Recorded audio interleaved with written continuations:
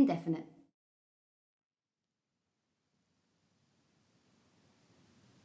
It's 21st of October, Tuesday. This morning I went out to take a walk, just to clear my head. It was so loud. But sometimes it's good, I guess. It makes me feel like I'm a part of the whole beautiful chaos that the people are. The city streets are like an endless rushing river that consists of little drops of water that each holds a whole unique world of its own. So often I want to look inside the tiny drops and see its life beaming. But for some reason, they all have this mirror guard around them, and all I can see is myself, just another nameless human being. But I know that each of them contains so much hope and dreams. They're so full of love and pain and anger and forgiveness. I can feel every cell bursting with whatever it is that makes us human. That's one thing that I haven't figured out yet. What makes us this odd species we are? I believe it's something out of this world. Something we will never be able to explain in common words. But I think we all have seen it in one way or another. I love walking around in dark, along the quiet city streets, and look up to the bright yellow squares in an ending line of brick boxes. I imagine how very different lives are led behind the curtains. I wonder if people have snuggled up together in front of the TV with a cup of tea, or are having a cold, silent dinner in a comfortably clean kitchen. Or maybe someone's listening to their favorite song while dancing around the bedroom. And someone might be sharing their first shy kiss in a hallway. Oh, I could spend hours wondering like that, admiring the uniqueness of human soul. The thought gives me such hope. It makes me believe that we all are little pieces of machinery, tiny cogwheels all supposed to be exactly where we are, and we all matter so, so much. And then there are days when it's all gone. I leave my flat in the morning, and all I hear is a numbingly loud traffic and rumbling steps all around me, just rushing with no actual purpose. I see all the faces, but they mean nothing to me now.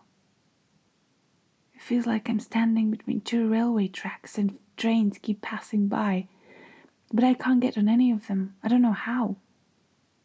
I feel so lost. I don't belong anywhere or with anyone. My mind can't grasp how can I feel so lonely when there's so many people around me. It shouldn't make any sense. It doesn't make any sense. But it happens so excruciatingly often. I stand there. My feet are stuck to the ground, and I feel like I'm suffocating. Long, cold fingers of bleakness creep up my legs, draining me of any will to even try. My every limb is so heavy. And one small door in the very corner of my mind is unlocked. An uncontrollable stream of painful and scary thoughts infest my head. I'm on my own. Nothing and no one is familiar to me. There's no place here I could call home. Not really. And there isn't a face around me that could give me the comfort of a friend's smile. And my mind denies any hope in finding kindred soul. The shadows in my head make me believe that no one cares and no one ever will. I just want to drop everything and go back home. Just not to be alone. No, I can't give in to the paralyzing doubt. It's all going to be worth it at the end. It must be.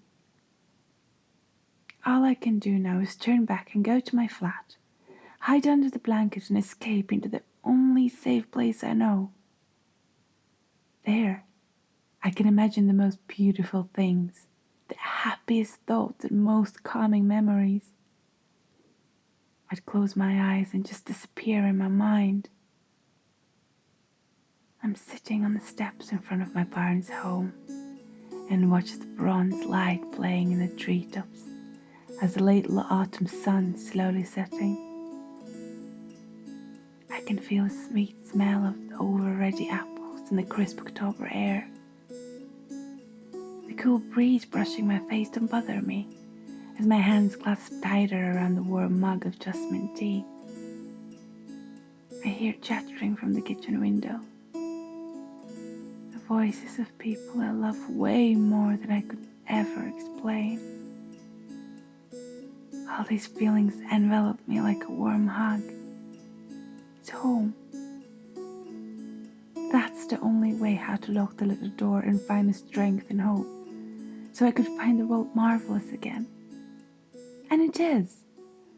The world is so full of wonderful things that are so much stronger than my fear, things that are worth fighting for. For example, the old lady who lives downstairs has always fascinated me. I think she lives alone, so I've always wondered how lonely she must feel. But to be honest, I don't think that's the case. There's something about her, something mischievous, the twinkle in her eye and that dreamy smile. I can bet she knows something extraordinary that no one else does. It could be anything, from a recipe for the best chocolate cake in the world to a secret entrance into fairyland. And the best part is not knowing, isn't it? Because then everything is possible. In early mornings when the sun just rising, painting everything in slight pastel pink, I like to wander about and watch how people cope with the earliness of the morning. Across the street from me, a young woman comes out of her building, and I can't help but think, with the big round glasses and the oversized black coat, she looks exactly like a mole who has just dug itself out of ground, just blinking in the bright morning sun and muttering something to herself. On my left, there is a man sitting on the steps and smoking a cigarette. I'm pretty sure he has not slept at all. He looks tired and detached from this reality. The morning doesn't seem to matter to him. I imagine it's just a continuation of an interminably long night for him. He slowly inhales the smokes and wraps his jacket around him tighter. He's in no hurry, but I can't tell if it makes him happy or sad.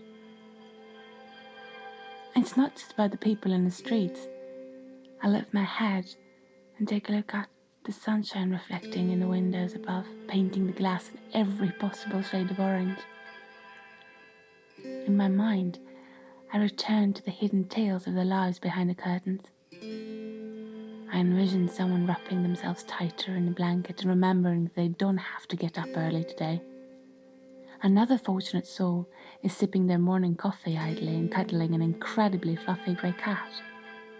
Oh, and there is a very anxious family that has slept in terribly, and now everyone has decided that the best way how to communicate is in a very loud and panicky tones.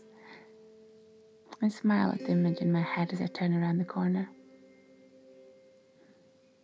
No matter what the truth is, whether our existence is the most beautiful thing in the universe or a completely pointless accident, one thing is for sure.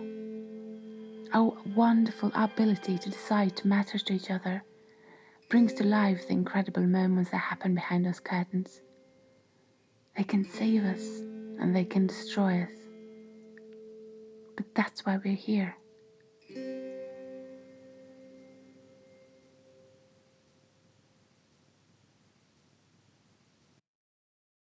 Indefinite. Aija Siliņa, writer, performer, producer. J. Lawrence, producer. Duda Workshop, music. Sam Vickers, artwork. Did this episode leave you aching with sweet melancholy? If so, why not listen to Counter Indications of Trance on the male libido? It's available to listen to on YouTube, iTunes, and SoundCloud now. Do you want to get involved yourself? We're always on the lookout for new doubters to write, perform, and produce these with us, so reach out to us on Facebook or Twitter. And don't forget to like, comment, share, and subscribe.